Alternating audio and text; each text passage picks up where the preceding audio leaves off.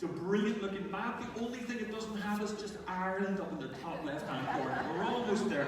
You got Spain, you got France, you got Italy, places that you know there's Turkey. And down in Israel, that's where Jonah was. And basically God says, I got a short trip for you. I want you to head east. I want you to go into Nineveh. But what did he do? The absolute opposite. And he headed west, and he was going for the beaches of Spain, which we all want to retire there. And he said, I'm going to get away from God, and I'm going to go there. So this story's 750 BC. We're living in the year 2020 AD. What does this mean for us? It means that there's points in our lives where God is going to say, go, and we need to go. Hear me in this one. 2/3 of the name of God is go, everybody. I don't know if you ever worked that out. And there's sometimes where we've just got to go no matter what God says. So how can I learn to run in the right direction? Well, it involves 3 things. First thing simply is this. It means surrendering to God's plan. Surrendering to God's plan.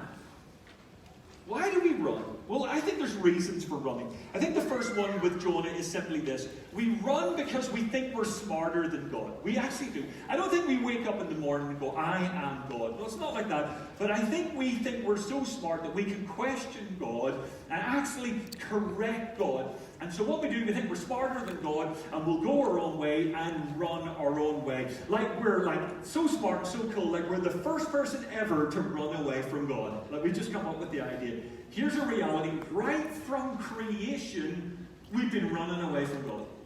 It's really interesting that God says to Adam and Eve in the garden, I have blessed you so much, and you can eat of every tree, thousands and thousands of trees, but there's just that one tree, and don't eat of that. What did they do? They went to the one tree. They thought they were smarter from God, and they ended up running away and hiding away. And people, this is not just a story about Jonah. This is a story about me. We think so often that we're smarter than God.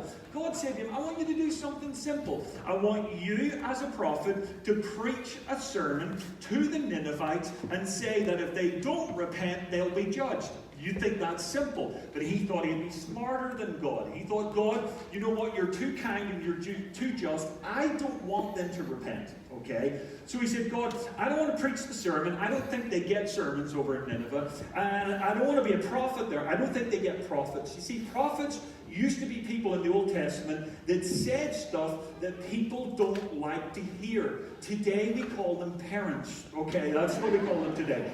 And he said, I don't want to do the prophet thing, and I don't want to offer them a chance to repent, because I don't want them going up there. I want them going down to that place down there. I don't want them to repent. I want them to roast.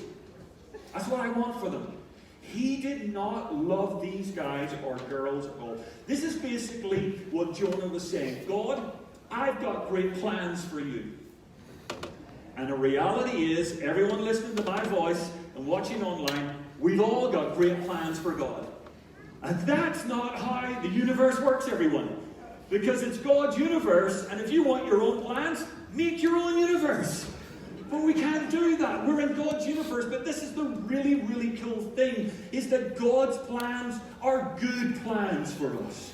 And actually, they're plans to bless us. But here's the second reality, reasons for running, is that we run because God's plan, sometimes it can be tough.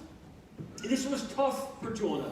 Because he was going, God, you don't seem to be just in doing this. These people, they're barbaric in how they live and how they treat other nations. Sometimes God's plan can be tough.